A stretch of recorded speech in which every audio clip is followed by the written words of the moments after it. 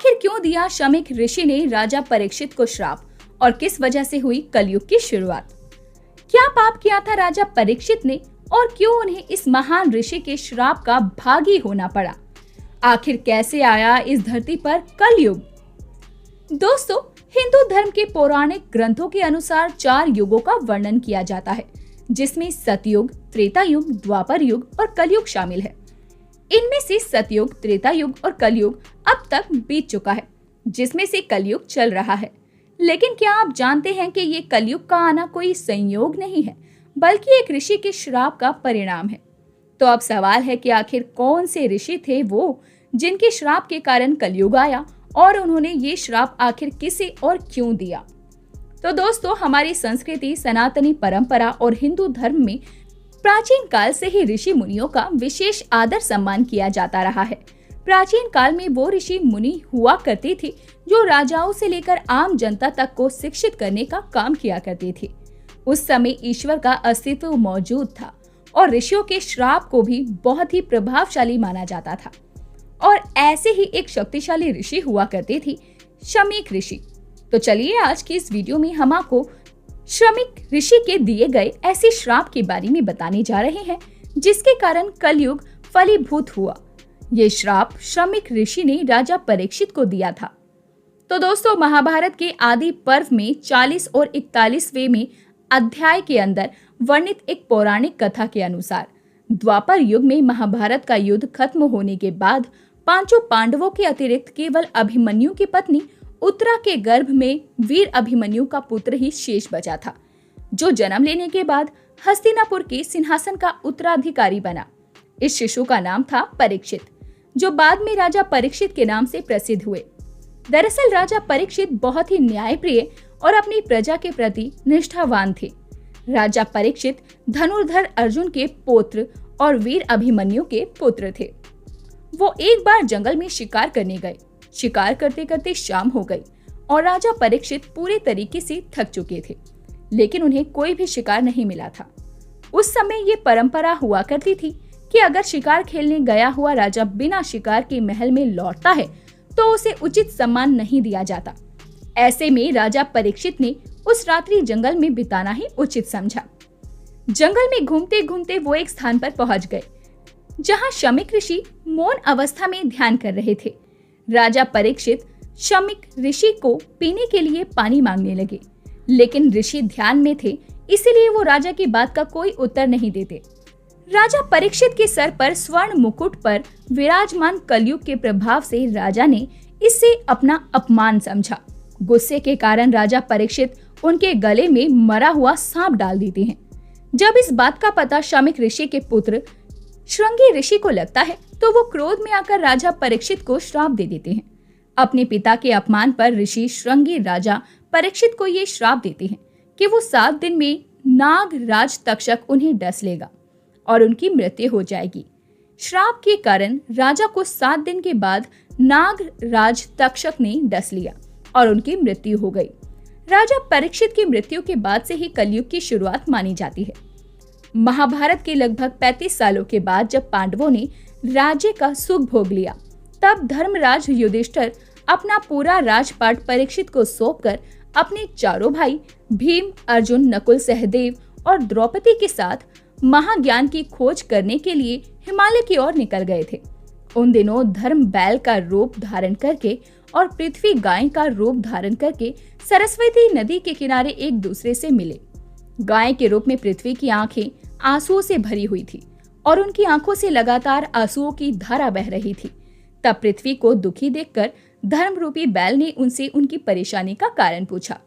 तब धर्म ने उनसे कहा कि देवी, कहीं तुम ये देखकर तो नहीं घबरा गई कि मेरा बस एक ही पैर है, या फिर तुम इस बात से दुखी तो नहीं कि अब तुम्हारे ऊपर बुरी ताकतों का शासन होगा और कलयुग के पास आने से जैसे जैसे दिन निकलते जा रहे हैं, पृथ्वी पर पापियों की संख्या भी बढ़ती जाएगी।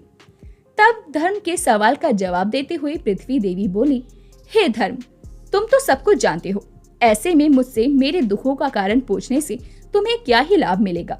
द्वापर युग बीतने ही वाला है और जब से सत्य, मित्रता, त्याग, दया, शास्त्र, विचार, ज्ञान, वैराग्य, ऐश्वर्य, निर्भीकता, कोमलता, धैर्य आदि के स्वामी भगवान श्री कृष्ण अपने धाम वापस चले गए हैं। अधर्म, पाप, लोभ, झूठ, अज्ञान, भय, काम, क्रोध, मोह, अंधकार रूपी कलयुग ने मुझ पर अपना कब्जा कर लिया है। जब तक श्री कृष्ण के चरण कमल मुझ पर पड़ते थे तब तक मेरा भाग्य चमकता था और मैं खुद को सौभाग्यशाली मानती थी। लेकिन अब ऐसा नहीं है। अब मेरा सौभाग्य का अंत हो चुका है। धर्म और पृथ्वी आपस में बातें कर ही रहे थे कि इतने में असुर रूपी कलयुग वहां आ पहुंचा और धर्म और पृथ्वी रूपी गाय और बैल को लातों से मारने लगा। लातों से मार खाते हुए पृथ्वी का भार बढ़ गया और अधर्म की एक टांग टूट गई। तब वो कलयुग को बताने लगे कि भाई, धर्म के मार्ग पर चलकर इंसान सफलता पा सकता है और पाप करके सफलता प्राप्त करता है वो कुछ ही दिनों तक चलती है। लेकिन कलयुग ने उनकी एक ना सुनी और उसी समय राजा परीक्षित उसी रास्ते से होकर गुजरे और उन्होंने अपनी आंखों से ये सारा दृश्य देखा तो वो कलयुग पर बहुत क्रोधित हुए। राजा परीक्षित ने कलयुग से कहा कि दुष्ट पापी तू कौन है और क्यों इस निरपराध गाय और बैल को मार रहा है? तू महाअपराधी है। तेरा अपराध क्षमा योग्य नहीं है, इसीलिए तेरी मौत निश्चित है। राजा परीक्षित ने बैल के रूप में धर्म और पृथ्वी के रूप में गाय देवी को पहचान लिया था। ब्रह्मांड में हर एक पापी का विनाश करने के लिए ईश्वर ने किसी न किसी धर्म युक्त इंसान को बनाया है, जो धर्म की ध्वजा को आसमान में लहराने के लिए ही जन्मा है। राजा परीक्षित ने कलयुग से कहा कि इंसान अपनी अकड़ में सब कुछ गवा देता है।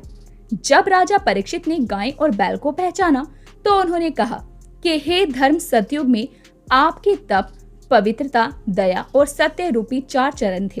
त्रेता युग में 3 चरण ही रह गए, द्वापर में 2 ही रह गए और अब इस दुष्ट कलयुग के कारण आपका एक ही चरण रह गया है। पृथ्वी देवी इस बात से दुखी हैं। इतना कहते हुए राजा परीक्षित ने अपनी तलवार निकाली और कलयुग को मारने के लिए आगे बढ़े। राजा परीक्षित का क्रोध देखकर कलयुग थरथर कांपने लगा। कलयुग अपनी राष्ट्रीय वेशभूषा को उतारकर राजा परीक्षित के चरणों में गिर गया और क्षमा याचना करने लगा। मानो तो गंगा है, ना मानो तो बहता पानी। बहुत से लोग कलयुग को मजाक के रूप में मानते हैं, लेकिन कलयुग महाभयानक और महाप्रलय युग है जिसका विध्वंस आत्मा को कपाने वाला होगा।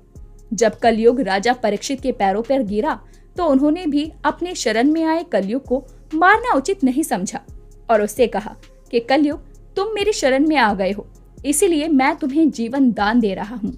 किंतु अधर्म, पाप, झूठ, चोरी, कपट, दरिद्रता आदि जैसे विनाशकारी अवगुणों का मूल कारण केवल तू ही है। इसीलिए तू अभी के अभी मेरे राज्य से बाहर निकल जा और फिर कभी लौट कर नहीं आना। कलयुग ने राजा परीक्षित की बात सुनकर कहा कि राजन, पूरी पृथ्वी पर आपका ही निवास है। पृथ्वी पर ऐसा कोई भी स्थान ही नहीं जहां आपका राज्य ना हो। तो ऐसे में मैं आपकी ही प्रजा हूँ, तो राजा का धर्म निभाते हुए कृपा आप मुझे रहने के लिए कोई स्थान दे दीजिए। सनातन धर्म में ये रीत सदियों से चली आ रही है कि यदि कोई आपके चरणों पर गिरकर माफी मांगे तो आप सामने वाले को माफ कर दे। तो भला राजा परीक्षित ये रीत कैसे तोड़ सकते थे? कलयुग के ये कहने पर राजा परीक्षित ने काफी सोच विचार कर कहा कि असत्य, मद, काम और क्रोध का निवास जहाँ भी होता है, इन 4 स्थानों में तुम रह सकते हो। परंतु इतना सुनने के बाद फिर से वो बोले कि हे राजन, ये 4 स्थान तो मेरे रहने के लिए अपर्याप्त हैं। कृपया मुझे अन्य जगह भी प्रदान कीजिए। इस पर राजा परीक्षित ने कलयुग को रहने के लिए स्वर्ण के रूप में 5वां स्थान प्रदान किया और वो ये भूल गए कि उन्होंने खुद भी सोने का मुकुट पहना हुआ है। तो कलयुग इन स्थानों के मिल जाने पर प्रत्यक्ष रूप में तो वहां से चला गया, किंतु कुछ दूर जाने के बाद अदृश्य रूप में वापस आकर राजा परीक्षित के स्वर्ण मुकुट में निवास करने लगा और मौका पाते ही वो अपना असली रूप दिखाने लगा और इसी तरह से कलयुग का आगमन धरती पर हुआ। तो दोस्तों, आज की इस कहानी में आपको क्या क्या समझ में आया और ये कहानी कैसी लगी, हमें कमेंट करके जरूर बताएं।